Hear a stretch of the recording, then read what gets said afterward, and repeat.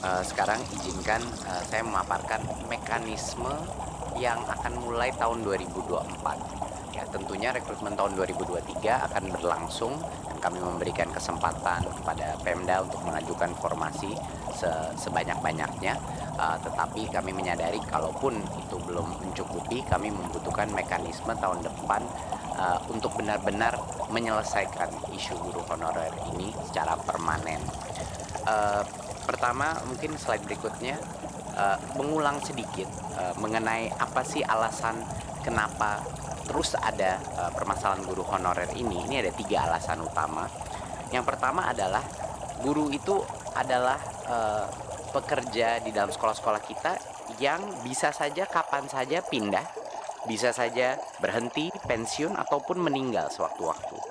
Jadi ini tidak bisa, sekolah-sekolah itu tidak bisa mengganti karena harus menunggu rekrutmen guru ASN secara terpusat. Jadi ini suatu hal yang sangat eh, sedikit berbeda ya, di mana di siklus di sekolah itu ada kebutuhan guru yang real time yang terjadi secara berkala, tetapi rekrutmen guru itu dilakukan secara gelondongan per tahun. Jadi ini menurut kita suatu masalah yang akan selalu menyebabkan kebutuhan guru secara tiba-tiba di dalam sekolah yang ujung-ujungnya pasti akan terpaksa merekrut honorer misalnya. Dan ini harus kita selesaikan dengan mekanisme.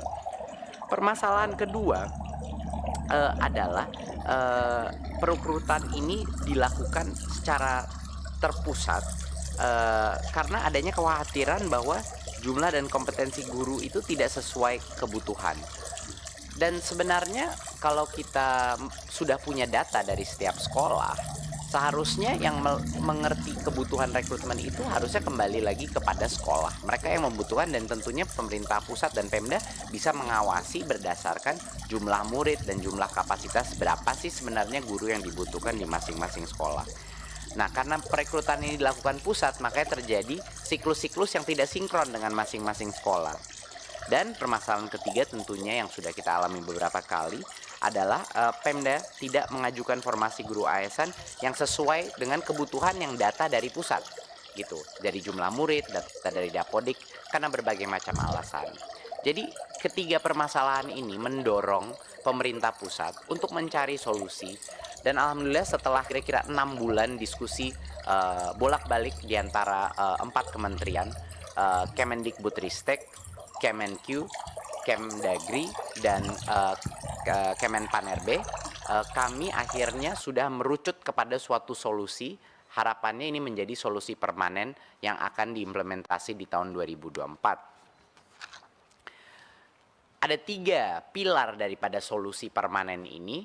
Yang pertama adalah konsep marketplace untuk guru, ya, konsep talent pool untuk guru, di mana akan ada suatu tempat di mana semua guru-guru yang boleh mengajar masuk ke dalam suatu database yang bisa diakses oleh semua sekolah di Indonesia. Pilar kedua adalah pola perekrutan yang tadinya itu dilakukan secara centralized di pusat, yang sekarang akan diubah menjadi real time. Perekrutan itu dilakukan langsung oleh sekolah, jadi mereka bisa melakukannya kapan aja. Dan yang ketiga adalah memastikan bahwa kalaupun kita sudah membuat suatu marketplace atau bisa dibilang pasar talenta untuk setiap sekolah, tetap saja pasti akan ada sekolah-sekolah yang kebutuhan guru dan tidak ada guru-guru yang ingin diposisikan di sekolah itu. Jadi itu adalah masalah ketiga kita, dan solusi kita adalah merubah sistem insentif untuk memastikan bahwa sekolah-sekolah di mana tidak ada minat untuk mengajar itu benar-benar terisi. Jadi ini 3 pilar solusi kita, Bapak Ibu. Sekarang kita masuk kepada pilar yang pertama dulu, mengenai marketplace untuk guru ini. Marketplace untuk guru adalah suatu database yang nanti akan didukung secara teknologi, di mana semua sekolah ini bisa nanti mengakses siapa sih saja yang bisa menjadi guru dan siapa yang saya mau undang untuk menjadi guru di sekolah saya. Siapa aja yang akan masuk ke dalam marketplace ini? Yang pertama adalah guru-guru honorer yang sudah lulus seleksi. ya, mereka yang mengikuti seleksi untuk menjadi calon guru ASN. Nah, seleksi ini pas mereka sudah lulus, itu passing grade, mereka akan masuk ke dalam database ini.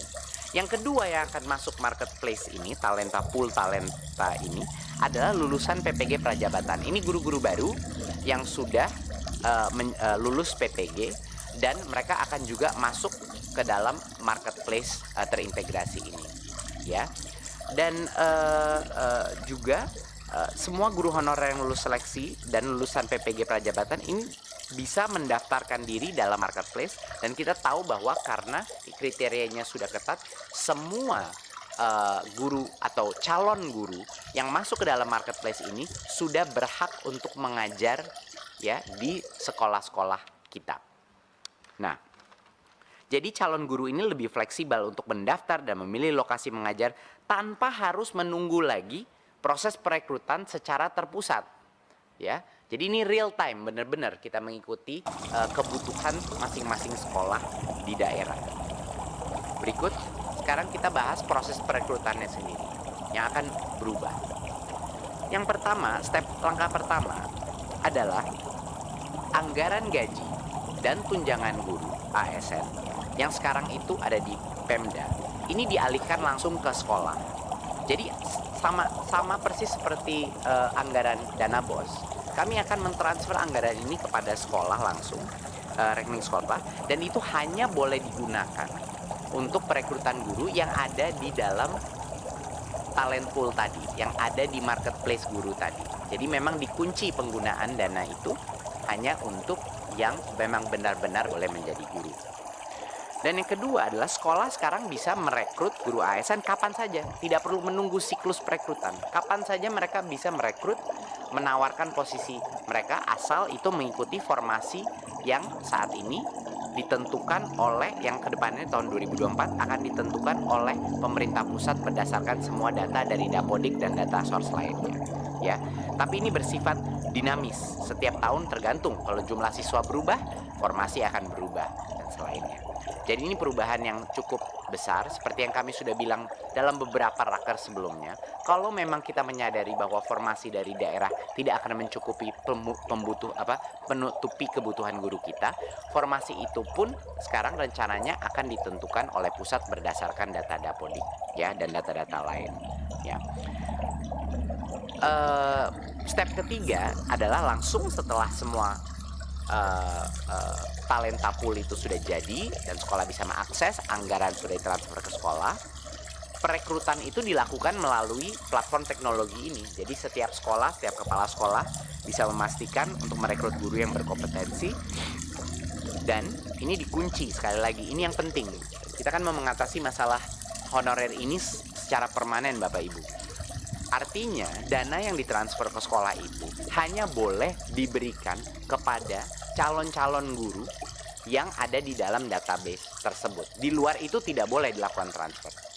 Ya, di luar itu akan ada pelanggaran, sehingga dengan adanya sistem marketplace seperti ini tidak ada lagi opsi untuk menggunakan anggaran untuk bisa merekrut guru honorer lagi karena sudah ada marketplace terbuka. Ya, jadi kita tidak menciptakan masalah di masa depan, Bapak Ibu.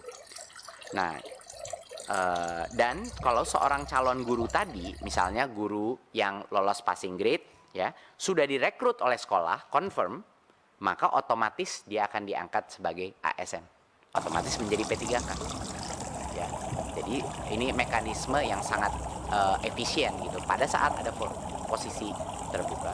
Karena kan saat ini Bapak Ibu permasalahannya adalah banyak guru mengekspektasi kalau lolos passing grade artinya dia menjadi P3K. Itu kan tidak benar sebenarnya. Ini masalah komunikasi juga, bahwa sebenarnya lolos passing grade artinya dia punya kesempatan menjadi P3K kalau ada formasi yang akan menerima mereka gitu. Nah, ini adalah hal yang sekarang secara otomatis kalau sekolah itu akhirnya setuju, oke, ini saya mau calon guru ini, dan calon gurunya menerima, ya, langsung secara otomatis status ASN-nya menjadi valid, dia menjadi P3K di sekolah tersebut. Dan pembayaran guru ASN menggunakan sistem pembelajaran sekolah. Seperti yang kita bilang tadi, dikunci, hanya guru pada roster sekolah yang dibayar dengan sistem, tidak ada lagi guru honorer yang dibayar seadanya. Nah, Jadi ini adalah sistem ini dan didukung dengan teknologi. Satu-satunya cara Bapak Ibu untuk menghentikan perekrutan guru honorer baru, tetapi memberikan kesempatan maksimal bagi semua sekolah untuk memenuhi kebutuhannya tanpa menunggu siklus perekrutan pusat. Jadi kami memberikan kemerdekaan dan otonomi kembali kepada sekolah untuk melakukan perekrutan ini. Berikut. Oke. Nah, sekarang adalah bagaimana masalahnya di sekolah-sekolah yang sudah lama mencari guru, tapi tetap aja tidak ada. Tentunya marketplace tidak cukup, karena dengan marketplace pasar bebas pun pasti banyak guru yang tidak mau ditempatkan di beberapa daerah yang memang mungkin kurang menarik bagi guru-guru tersebut. Jadi harus ada solusinya juga untuk daerah-daerah yang paling kebutuhan guru di lokasi yang tidak sering diminati guru. Kami sudah menentukan bahwa sekarang kita akan tahun depan akan mengenalkan mekanisme beasiswa dengan ikatan dinas. Jadi beasiswa untuk guru PPG Prajabatan, guru-guru baru yang menerima beasiswa. Nah, ikatan dinas ini akan diperlakukan untuk beberapa tahun. Mereka akan ditempatkan di mana kami merasa itu dibutuhkan. Nah, tapi tentunya ada berbagai macam benefit dari ini juga. Kita akan memberikan insentif dalam karirnya dan lain-lain. Jadi kenaikan kepangkatan yang lebih cepat dan lain-lain. Jadi untuk guru-guru baru yang mau menerima beasiswa, tentunya yang tidak mau menerima beasiswa tidak masalah. Mereka punya kebebasan untuk menentukan sendiri mau daerah yang mana, mau formasi yang mana. Tetapi bagi yang menerima beasiswa dari pemerintah, dia selama beberapa tahun pertama karirnya kita tempatkan di lokasi yang benar-benar membutuhkan guru. Dan ini menurut kami Bapak Ibu kesempatan yang luar biasa juga untuk melatih jiwa sosial guru-guru kita dan juga melatih mereka pedagogi yang lebih baik lagi, karena melatih mengajar di dalam daerah yang tertinggal atau sekolah dengan tingkat literasi yang rendah itu luar biasa untuk pengalaman guru tersebut. Jadi ini adalah salah satu langkah pertama kita, ya. Yang menerima beasiswa itu ditempatkan di tempat-tempat ukuran diminati paling tidak 3 tahun. Saat ini kami kira-kira kisarannya 3 tahun kita tempatkan. Setelah itu bebas, dia boleh pindah mengikuti di dalam talent marketplace, membuka dirinya di berbagai macam posisi yang dia inginkan. Dan kami akan juga menyediakan insentif kenaikan pangkat lebih cepat bagi guru-guru yang memilih daerah-daerah atau sekolah-sekolah yang punya tingkat literasi yang rendah atau daerah yang tidak diminati gurunya. Halaman terakhir adalah tindak lanjutnya apa? Apa perubahan yang dibutuhkan untuk mencapai ini di tahun 2024? Yang terpenting adalah perubahan RPP manajemen ASN. Ini benar-benar langkah yang sedang dikerjakan lintas kementerian untuk melakukan perubahan ini. Bahwa agar formasi guru itu ditetapkan oleh pemerintah pusat, ya, itu langkah pertama di dalam RPP ini. Seleksi guru masuk ke marketplace tersebut, ya. Dan kabar gembira Bapak Ibu, kalau kita melakukan dengan mekanisme seperti ini, real time recruitment, artinya tes seleksi pun tidak harus dilakukan secara gelondongan, misalnya 2 kali setahun. Kita bisa mempunyai testing center di mana-mana yang di kapanpun guru-guru honorer atau guru lain yang ingin melalui tes ini bisa untuk lolos seleksi sehingga dia bisa masuk ke dalam talent marketplace-nya. Ya, jadi tidak ada sekat-sekat waktu dalam melakukan berbagai macam implementasi ini. Ya, seperti yang saya bilang tadi. Jadi ini RPP manajemen ASN ini yang sedang dikerjakan lintas kementerian. Dan yang kedua, perubahan terbesar yang harus dilakukan adalah DAU grant kepada yang spesifik untuk pembayaran guru P3K yang ditransfer langsung ke sekolah. Ini mekanisme sama persis seperti dana BOS, tapi yang ini dilakukan DAU. Kalau dana BOS DAK. Ini DAU yang ditransfer ke sekolah dan dipagu hanya untuk membayar gaji dan tunjangan guru yang terregistrasi di database tersebut. Guru lain tidak boleh diberikan, gitu. Dan ini tentunya akan rekening terpisah dari dana BOS biar dari sisi pemantauan akan jauh lebih mudah. Dan tentunya ini semua akan didukung melalui teknologi, pembangunan sistem marketplace yang sedang dibangun dan dirancang sekarang, sedang didesain.